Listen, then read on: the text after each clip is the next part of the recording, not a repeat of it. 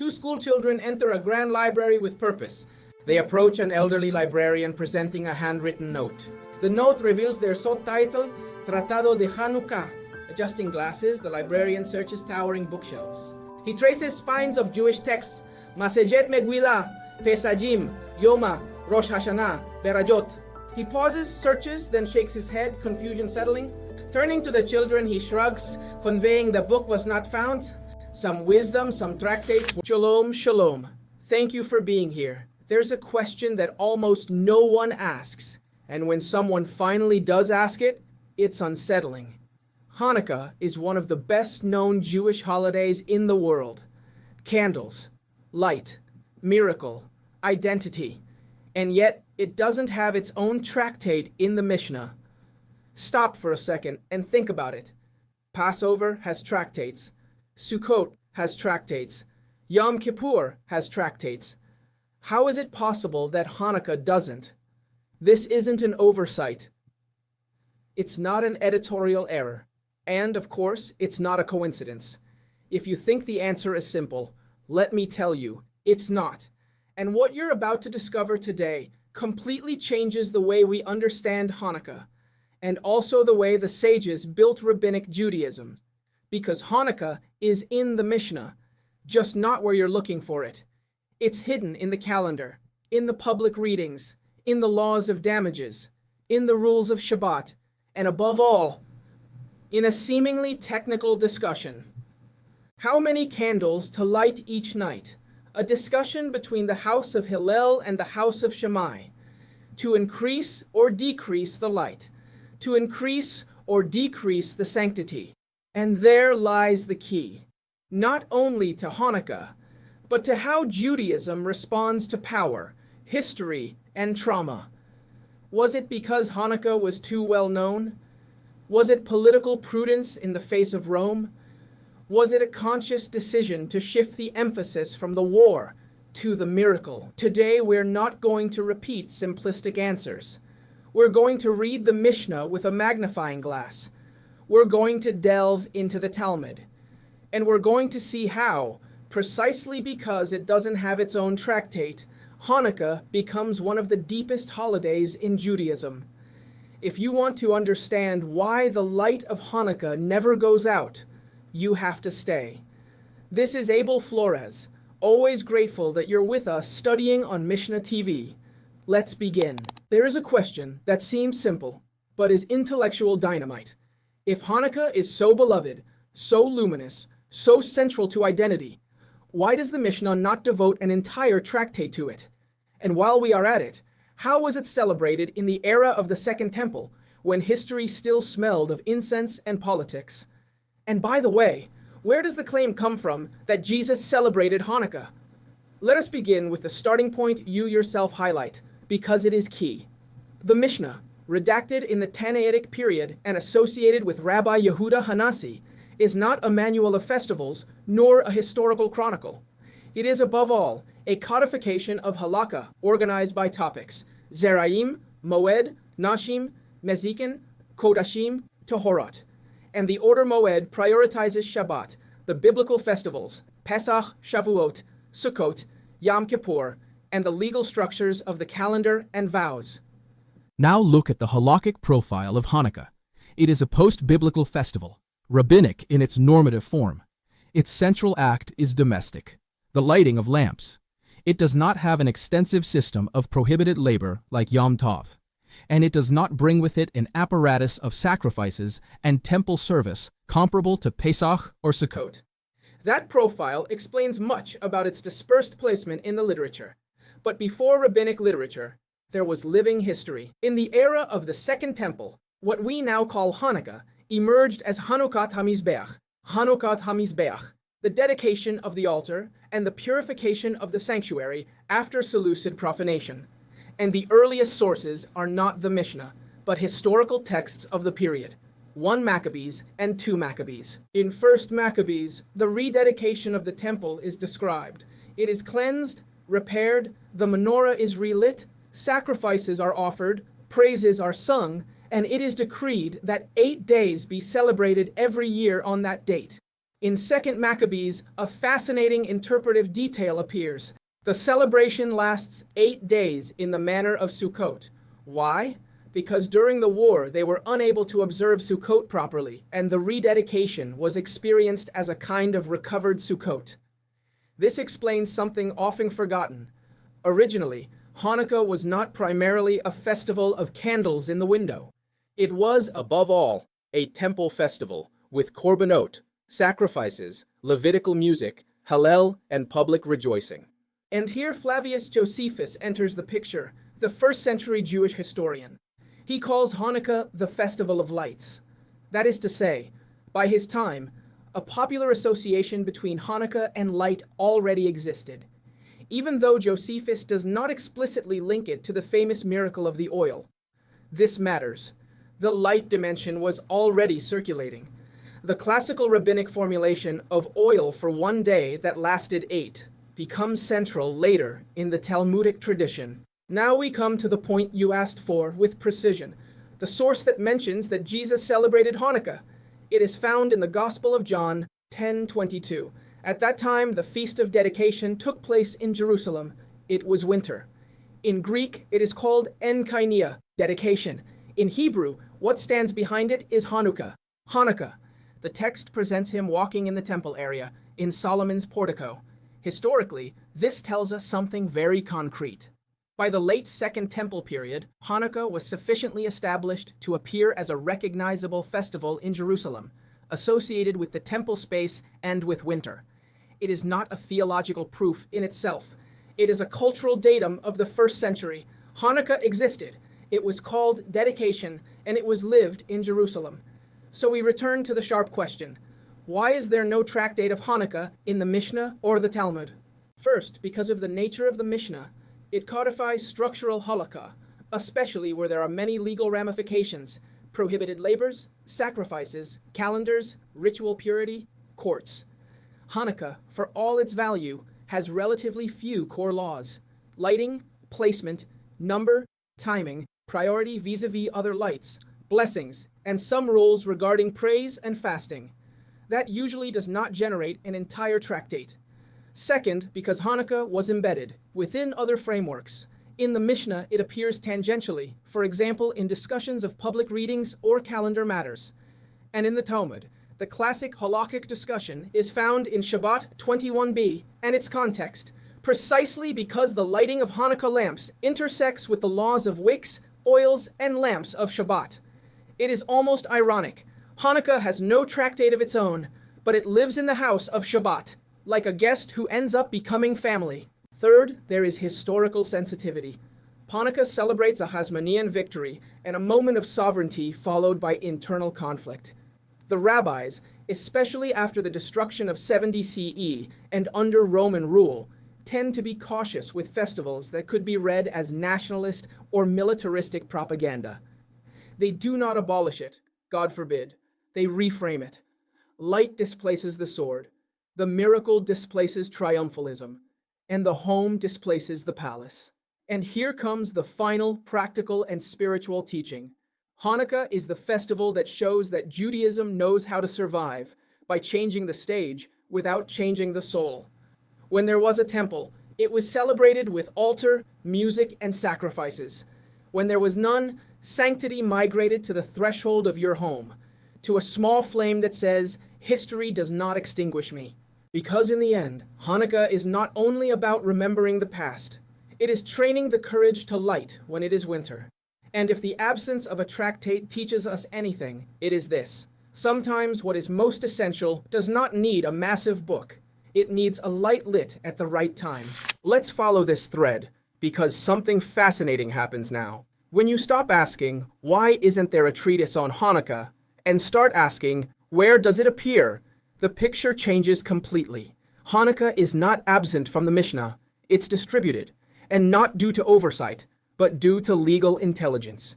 The Mishnah functions like an architect, not a poet. Each law is placed where it functionally belongs, and Hanukkah, by its nature, doesn't reside in a single room. It lives in several. Let's start with the calendar, which in Judaism is not just astronomy, but public authority.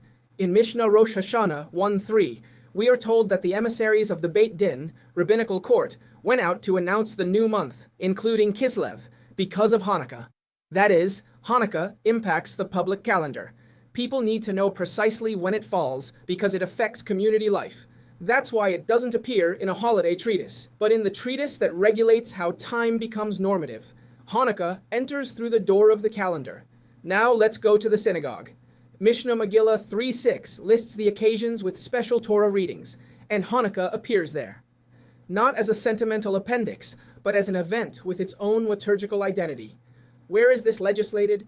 Not in Moed in general, but in Megillah, the treatise that regulates public reading, because the synagogue aspect of Hanukkah is not holiday, it's reading.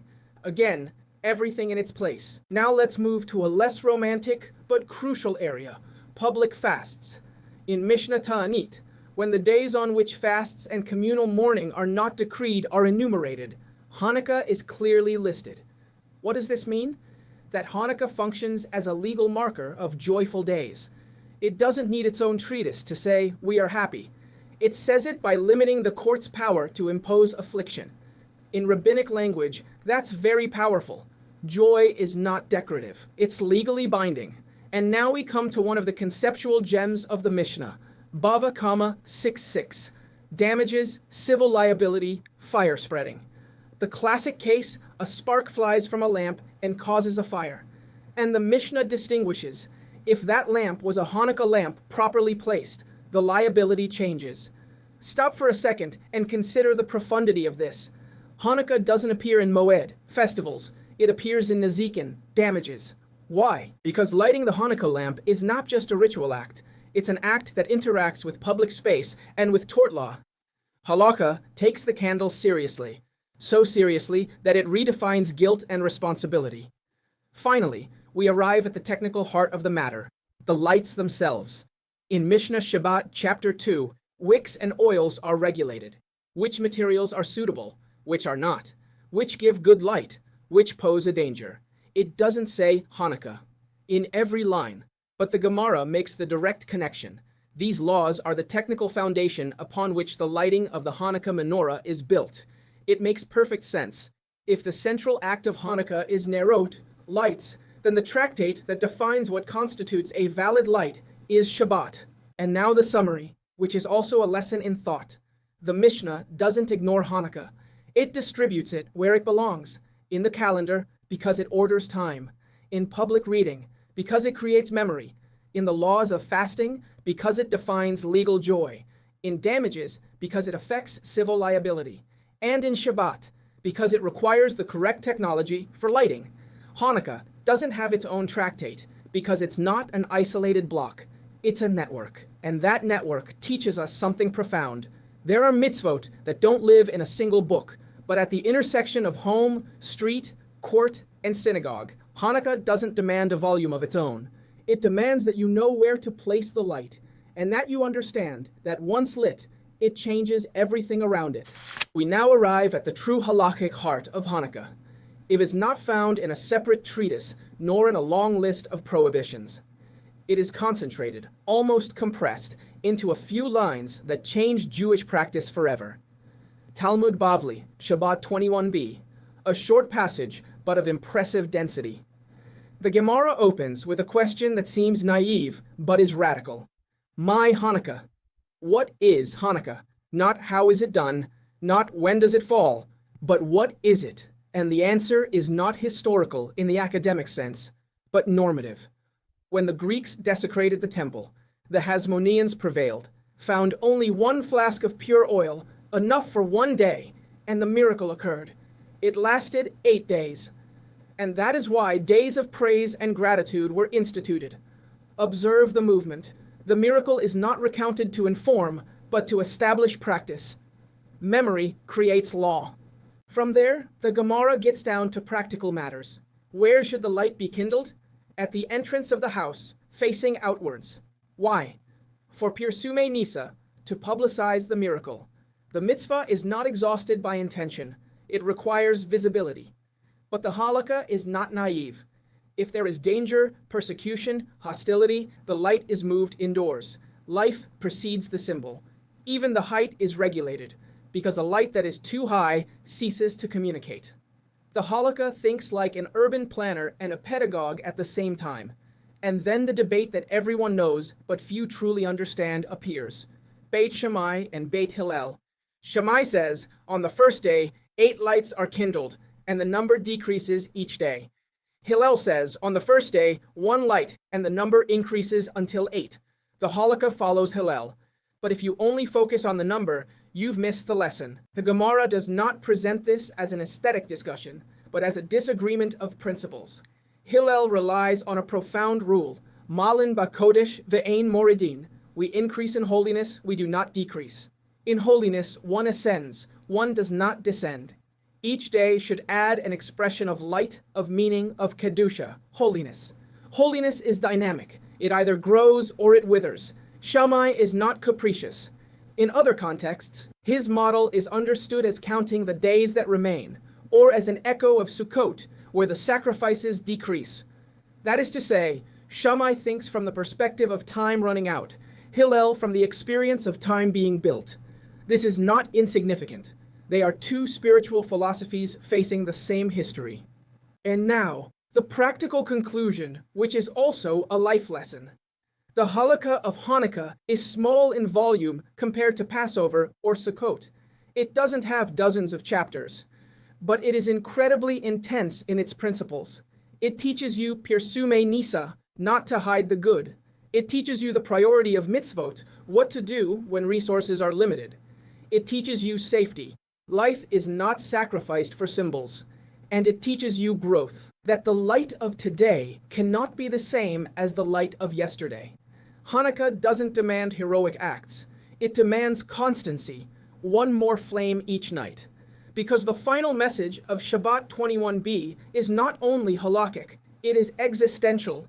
Holiness is not demonstrated in a single act, but in the daily decision to increase the light, even when the world has already become accustomed to the darkness. Now for the question that always comes back, like a persistent flame.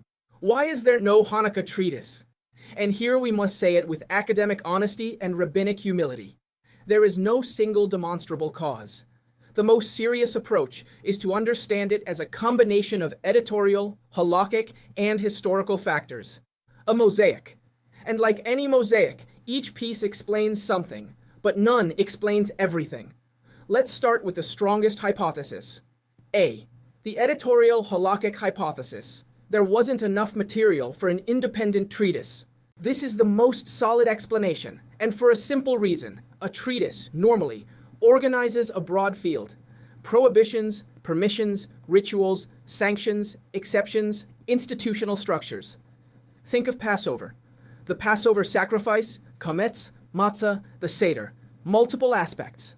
Think of Sukkot, the sukkah, the lulav, the water libation, multiple aspects. Think of Yom Kippur, the service of the high priest, atonement, afflictions, multiple aspects. Hanukkah, on the other hand, in Mishnaic halakha, focuses on a relatively compact core, lighting of lights with specific actions, materials, and location. Community markers such as fasts, readings, and the calendar, and some civil implications. This package fits perfectly distributed among existing treatises. You don't need to open a new folder when the file fits into the folders you already have. To put it humorously, Hanukkah wasn't a new book in the Mishnaic library. It was a chapter that was filed in several sections. Now, B, the established custom hypothesis. It was so well known that it wasn't extensively codified. This has partial plausibility. The rabbinic world operates with enormous weight given to minhag, to custom. If a practice was universal and stable, the Mishnah sometimes presupposes it and regulates only the edges, just as we see calendar, reading, damages. That fits well. The limitation? Even very well-known practices usually receive articles if there is sufficient legal complexity. Had there been a large regulatory ecosystem, the material would have pushed towards a treatise. So this hypothesis works better as a complement to A, not as a substitute. Let's move on to C, the political historical hypothesis. Prudence in the face of Rome and the Maccabean memory. This hypothesis has a powerful intuition. Hanukkah arises from an armed conflict, a Hasmonean victory, and a period of sovereignty that, over time, also became politically complex. Then came the destruction of 70 CE, and Roman rule was not exactly an environment where glorifying rebellions was a survival strategy. How does this fit with the texts? Observe the Bavli in Shabbat 21b when it asks, "My Hanukkah." It emphasizes the miracle of the oil and the establishment of days of praise and gratitude. It does not develop an extensive military narrative. This can be read as a rabbinic reformulation of the meaning: less sword, more light. The limitation? Very important. The Mishnah mentions Hanukkah openly in several places: Rosh Hashanah, Megillah, Bava Kama. In other words, it's not total censorship. If there was prudence, it was probably against a treatise that might sound like an ideological manifesto, not against all legislation. The light, yes. The pamphlet, no. The D-parallel literature hypothesis. There were other records for rabbinic holidays. In the Tannaitic period, there was Megillat Tannit, a tradition about days on which one does not fast, and associated events, which included days like Hanukkah. It is reasonable to think that part of the normative memory of post-biblical days circulated through channels other than the Mishnah. The limitation? Even with parallel literature, the Mishnah establishes halakha when it deems it necessary, and in fact it does. This, curiously, reinforces a treatise wasn't needed because the information was already distributed, and the halakhic core was limited. And finally, the structural hypothesis of the Order Moed. The center is the temple, Shabbat, and the Torah festivals. Moed reflects a mental map. The temple service, Shabbat, and the biblical festivals occupy the legal center. Hanukkah, although it commemorates the rededication of the temple, ultimately crystallizes as a domestic and communal mitzvah without a lineage Moedic system of comparable prohibitions or rituals. That's why it lives within the context of Shabbat, due to the theme of lights, and appears in communal settings, readings, fasts, the calendar, and matters of liability. And now the conclusion, which ties everything together. The absence of a treatise on Hanukkah is not a sign of disrespect. It's a snapshot of rabbinic Judaism. Holiness isn't always organized into an elegant volume. Sometimes it's organized like real life, distributed, between the home and the street, between the court and the synagogue, between the oil, the fire, and the responsibility not to burn your neighbor's house down. And here's the phrase I want you to remember. Hanukkah didn't need a treatise to exist, because its main mitzvah doesn't reside in a book. It resides at a flame, and a flame, when properly placed, illuminates without making a sound. But it changes the world. And now we come to the final point, which is actually the most important. Because after all this journey, the question is no longer historical, but conceptual. So, what does it really mean to say there is no tractate of Hanukkah? First, it means that the Mishnah did not want to create an autonomous section for Hanukkah. Not because it minimizes it, but because it doesn't understand it as a closed system. The Mishnah thinks in terms of legal fields, not collective emotions, and Hanukkah, as it is lived and legislated, does not generate an independent legal universe that requires its own separate framework. It's not a building. It's a corridor that connects various spaces. Second, it means that the Mishnah did incorporate Hanukkah exactly where it generates real legal consequences. When it affects the public calendar, it appears in Rosh Hashanah. When it defines communal readings, it appears in Megillah. When it limits fasting and mourning, it appears in Tannaitic. When a candle can cause damage, it appears in Bava Kama. And when the topic is oil, wicks, and fire, the natural setting is Shabbat. There is no omission, there is precision. In other words, the Mishnah doesn't ask, what do we feel on Hanukkah, but what changes in legal life when Hanukkah arrives? And it answers by placing the law where that answer matters. And this is where the Talmud comes in, especially the Babylonian Talmud, which does something decisive. It doesn't retroactively create a new tractate, but rather constructs the practical halakha of Hanukkah from a central discussion, Shabbat 21b. From there, the Talmud articulates everything necessary: what Hanukkah is, why lights are lit, where they are placed, how the mitzvot are prioritized, and what is the spiritual logic that governs the act. Two principles become central. The first, Pirsume Nisa, The mitzvah is not just to remember, but to make visible. The miracle that is not communicated withers away. That's why the light faces outward towards the shared space. The second, Ma'alin b'kodesh ve'ein moradin, in holiness one ascends and does not descend. Hanukkah is not measured by yesterday's candle, but by the one you add today. The halakha here doesn't just regulate a ritual, it educates a mindset. Authentic spirituality grows. So when someone says Hanukkah has no tractate, they are actually saying something much deeper. They are saying that Hanukkah was not conceived as a legal island, but as a transversal mitzvah, touching time, space, community, home, and civic responsibility.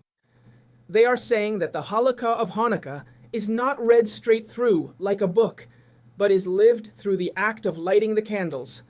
And here is the conclusion, which is not technical, but existential. Sometimes we believe that what is important is what has volume, chapters, and indexes. But Rabbinic Judaism teaches us something else. There are laws that need tractates, and there are mitzvot that need windows. Hanukkah belongs to the latter. It has no tractate because its place is not on the bookshelf. Its place is on the threshold, where a small, well-placed light achieves something that no book alone can accomplish, making holiness visible in the real world. We arrive at the conclusion, and here it's appropriate to lower the epic tone and increase the rigor, because the most responsible answer isn't brilliant for being simple, but for being honest. There is no single cause. There is no silver bullet. What there is a convergence of factors that together explain why there is no tractate of Hanukkah. The strongest explanation, the one that best fits the texts, is the editorial halakhic priority. The Mishnah doesn't organize Judaism by emotions or popularity, but by normative density. Hanukkah had a relatively compact body of law: lighting of lights, materials, location, some community markers, certain civil implications. All of that could be perfectly integrated into existing tractates. And that's what happened in Shabbat, when fire, wicks, and oils are discussed; in Megillah, when public readings are regulated; in Rosh Hashanah, when the calendar needs to announce Kislev; in Tannaitic, when the days on which mourning is not decreed are delimited; in Bava Kama, when a candle can generate liability for damages. There was no lack of legislation. There was an abundance of precision. The second factor is prudence and reframing. When the Talmud decides to give meaning to Hanukkah, especially in Bavli Shabbat 21b, it doesn't construct a military epic. It does something else. It asks, what is Hanukkah? And answers with the miracle of the oil and with the establishment of days of praise and gratitude. That's not naive. It's an interpretive choice. In a delicate political environment, under Roman rule, the memory of Hanukkah is formulated in terms of light, gratitude, and daily holiness, not sword and sovereignty. The history isn't erased, but its spiritual center is redefined. The third element is the living tradition and parallel literature. Hanukkah didn't appear in a vacuum. There was a stable, known practice, transmitted by custom. And there were records like Megillah Ta'anit, which conveyed the normative memory of post-biblical holidays. That reduces the need to create an exclusive tractate. When life already knows what to do, the Mishnah usually regulates the edges, not rewrites the entire experience. When you combine these three factors, editorial halakhic priority, interpretive prudence, and living tradition, the picture becomes clear. The absence of a tractate on Hanukkah is neither an oversight, nor a censorship, nor an anomaly. It is a decision consistent with the internal logic of the Mishnaic project. Therefore, the correct question is no longer, why is there no tractate on Hanukkah? But rather, what does this tell us about Hanukkah? And the answer is profound. That its power lies not in occupying a shelf, but in transforming the threshold. That its halakha is not studied continuously, but rather kindled. That its message does not shout, but persists. Because in the end, Hanukkah did not need a treatise to survive 2,000 years. A small flame, wisely placed, was enough, and it continues to say the same thing night after night. Light does not always conquer, but it always endures.